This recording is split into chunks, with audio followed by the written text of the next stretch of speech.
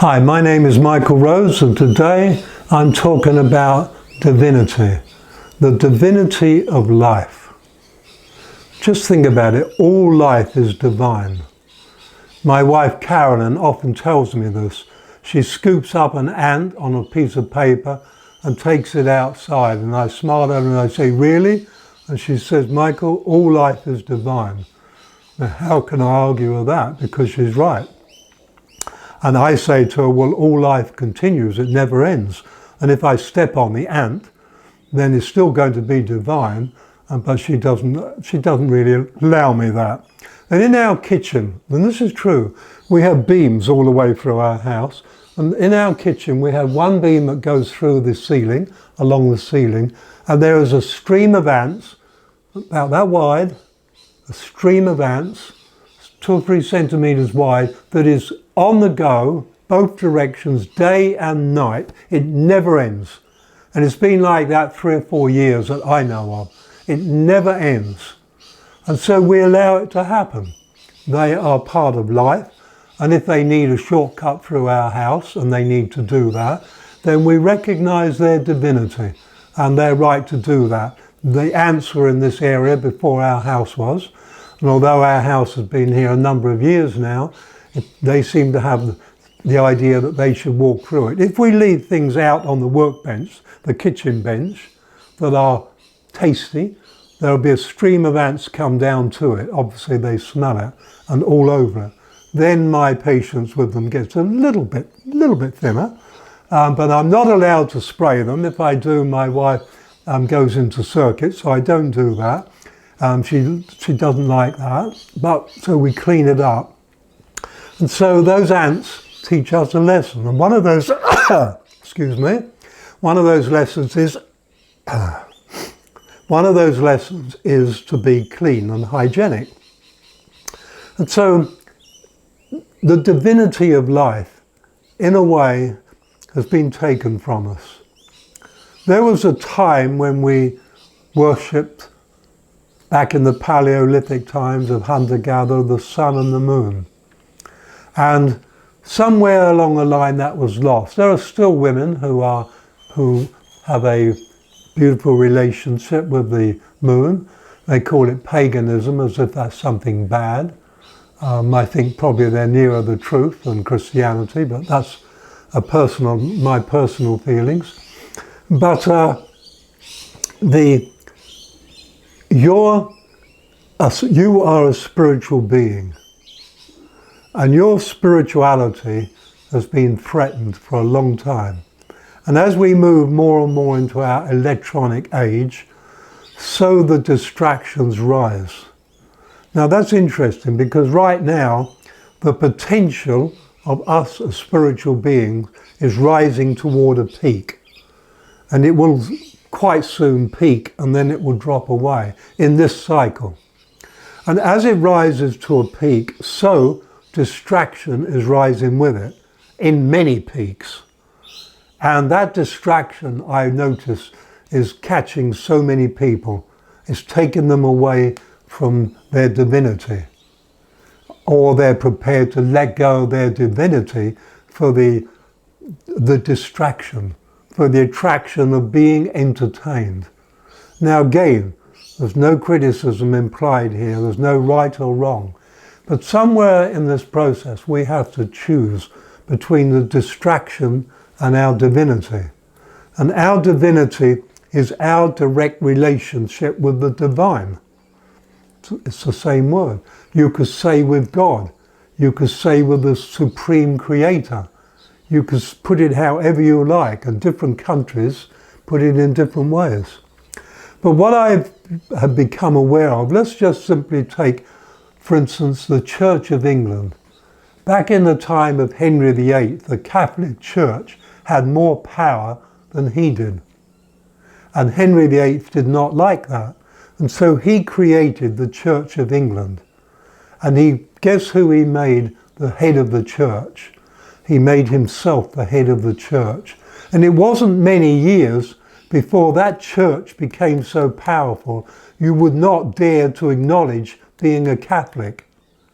And so what we're talking of, in the name of God, they had wars, battles between them. So many wars are religious wars. And this is in the name of divinity. And it's a simple fact, ethnic cleansing, a religious war. And so even today, the Queen of England today is the head of the Church of England. That archaic and monstrous idea. So for their spiritual platform stands on the basis of a certain king's lust for power and dominance over another religion. And this is what we live in. And we just take it as normal. Oh, that's fine. Nobody thinks about that. If what I just said to you, my father wouldn't have known that. And if I told him, he would have denied it because he wouldn't want to know that. And so this is the part of the template, just one fractional aspect of the template that is breaking. And to me, it's very clear that religion has separated us from our own divinity. It's put a person there, and that person to me has no right to stand between me and God. Nobody has that right. And so I reject religion. I put it out of my life long ago, and I have no qualms about that. I have a direct relationship with the divine. My spirituality is my direct relationship. Your spirituality, if you focus on it, if you grow it, if you see yourself as, shall we say, in the image of God, and you therefore worship your beauty, your perfection, your magnificence, your eternal self, not your ego, but you worship who you are, then you are worshipping God. We do not need temples and churches and cathedrals that were built by the people who lived there and were paid for by the peasants who had to build them and help build them, who did the labouring for them, who were given no choice. They were built on the broken backs of the workers, so many of those churches. And that's called divine place. I'm sorry, I don't agree. So the divinity is with us. You walk in any forest, there is the best cathedral you will ever enter. There you are connected with God all around you, even in the mosquitoes that might plague you. God is love. God is life.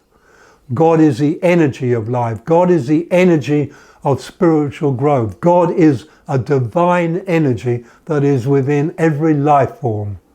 And every life form is on the path toward its eventual divinity. And although for many you could say that path is going to last for eons of time, we are eternal beings. Eternal. Think about that. And we are like mosquitoes still on our path at the stage we've reached, when we are so easily distracted from our own divinity. When at 35 I realized I had no idea who I am, where I came from or where I was going, and where my life just suddenly, on the turn of within 5 minutes, my devotion was, who am I? This is what I was going to do. When you ask that question, nothing can stop it. Nothing. When you put your life into that, not making the money, not how can I do this, how can I do that. When you put your whole life into the focus of your divinity, and you've asked that divine question that comes from your divinity, that has been suppressed for so long, who am I? Then you're ready to take the journey to realize that you are God. That you are God made manifest. You are love made manifest. Because there is no physical thing called God. No physical being called God. God is metaphysical. You are metaphysical. And there's nothing outside God's self, not even God. Because God and self are one. And so there is this, all life is divine.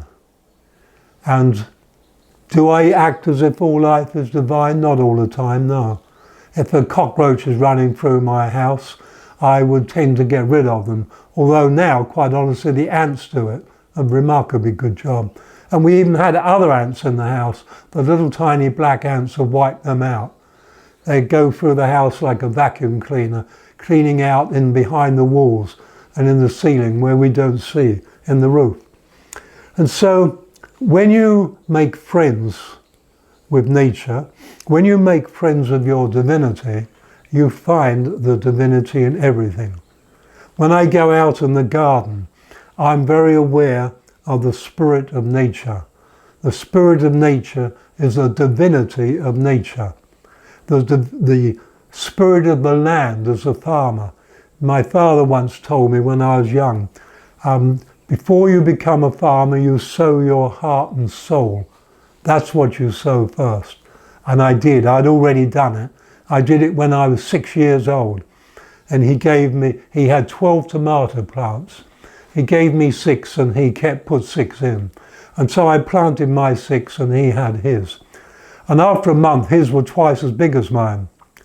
And I cried. I said, my tomato plants aren't growing. I was only 6. And he said, that's very strange. And we went down there. He said, no, you're right. They're not growing so well. I can't understand it. I said, neither can I. I pull them out every day and have a look at their roots and they're not growing. And then he smiled and he said, oh, he said, you've got to trust. He said, you put them in the ground and leave it to nature. And so I put them back in the ground and I didn't pull them out anymore to look at the roots. And they were well behind his. But when his had finished having tomatoes, all my 6 suddenly, they were grown and now they were ready to have tomatoes. That thrilled me. Oh my gosh, these tomatoes came from that. And I didn't realize it, but from that, I found my connection with the divinity of nature. The divine runs through nature. The divine expresses through nature brilliantly. And yet, so many gardeners still have no real connection with the divine. It's a garden. They're plants. They're vegetables. We eat them. They're flowers. They're pretty. I like them. Categorized. Everything is logical and reasonable and categorized and put away. There's not too many gardeners say, look at the divine in my garden. Look at the divine. I don't often say it to people. They look at you with a peculiar sideways look. Look at the divine. We have here what I call a forest garden. There's a new garden. And Henry and I and another guy, Bruno, we work in there a lot. And we feel the divine in there. We don't talk about it much, but we feel it. We like being in there. Our footsteps feel good there. And through our footsteps, we feel the forest garden. We work in there, we sweat in there, we're busy in there. But the attraction is not the work. The attraction is something that is not physical. We're not attracted to go in there and sweat and work. We're attracted by some element that you can't nail down. You could say it's metaphysical. Well, it is. You could say it's the divine. Well, it is. But for us, the divine in that forest garden expresses as consciously choosing love.